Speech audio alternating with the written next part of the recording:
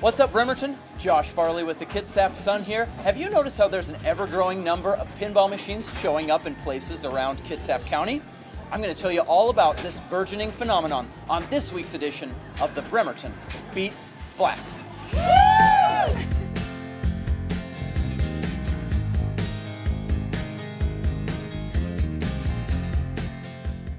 Welcome back to this special edition of the Bremerton Beat Blast, sponsored by the Admiral Theater.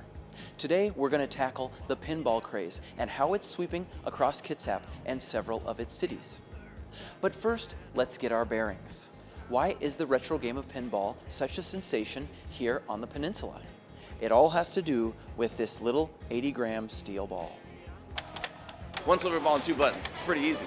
So it's an easy thing to go, I'll put 50 cents in here. I would contrast it from video games and arcade games. The fact that you have a physical ball bouncing around, there's something about that that is really charming. And then there's the scores where you're like, oh my God, how did this guy get this score? That's ridiculous. The initials stay up there and they tell you what a good score is, and there's always something to chase. This thing is blowing up like crazy. It's great. It's so good for the community. We're having different places that have pinballs that didn't have pinballs before, and it's just like the newest thing. It's great. Story number 2. Bremerton's pinball scene was ignited in part by another castle, the all-gaming bar that opened in 2016 on Pacific Avenue. Jason Gray, who opened this location of the regional chain, says the spread of pinball was actually an accident to start with. The castle company-wide, not just in Bremerton, but Bremerton, Edmonds, Bellingham, needed to cut back some spaces on games. Myself, wanting to keep this momentum going, I thought, why don't we reach out to some originally downtown Bremerton business owners and maybe play some pinballs in other places. It sparked something that I think has turned out to be quite amazing. Story number 3. Just who are these routers and owners of the machines that are now filling up the bars and restaurants around Kitsap County?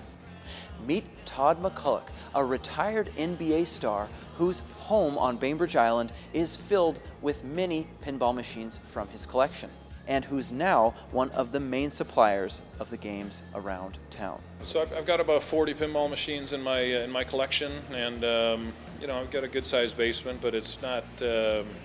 It's pretty jam-packed, and at some point, it seemed like a win-win for me to be able to take some games that I really love, that are great games that maybe I haven't been playing as much at home, and then sort of put them out and establish a business like like another castle, and have those things go to work in a sense. Story number 4. As you might imagine, a little 80-gram steel ball like this can wreak havoc on the insides of what are very complex machines covered in glass. And on the Kitsap Peninsula, only one man, who happens to be an engineer at the Bangor Submarine Base during his day job, has the brains and the tools to fix these complicated machines. Meet the man that they call Oz. You've got the little silver ball, which is 1 1/16 inch diameter ball bearing. It's solid steel. It's heavy, and it will do a lot of damage as it's bouncing around. So I have to go in and fix switches, realign posts, replace all those pieces of rubber and stuff that are supposed to deaden the impact. It's also modern circuitry, so it's full of circuit boards, and I have to go in sometimes and troubleshoot at the board level components to fix stuff. Finally, it vibrates a lot, so everything inside it, all the switches and the solenoids and everything, they're all soldered into place, so it takes some skills there to be able to resolder the components effectively so they don't fall back apart quickly. And finally, story number 5 today. Nearly every night of the week, you can find a pinball tournament going on somewhere in Kitsap County. But everything culminates on Sundays with the Bremerton Pinball League, composed of 10 different teams that compete at 9 different locations between Port Orchard and Paulsbo. Here's a look at one of those teams, the all-female Ashley's Avengers. Everywhere I went, there was always more males than females, and there was only maybe 3 or so during Sunday tournaments. So it was cool to have an all-female team. You really have to strategize about what you're doing, learn the machines. The more you learn about a machine, the higher points you get, obviously. Sometimes though, beginners get beginner's luck, and it's partially because you don't know a machine and you're just flailing away trying to hit the pretty lights on the board.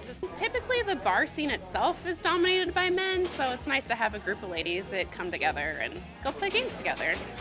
I love that we are severely organized and we always bring food for each other. It's super rad. Who doesn't want to show up for that?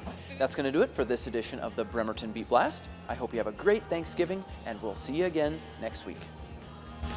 Music for this week's Bremerton Beat Blast was provided by Hippie and the Squids, a Bremerton band that formed in 2011.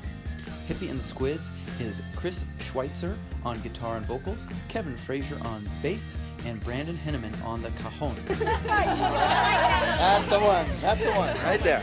Cool. All right, everybody high five. Take it, Josh! We did it. We did it. No, you didn't do it. That's okay. We did it.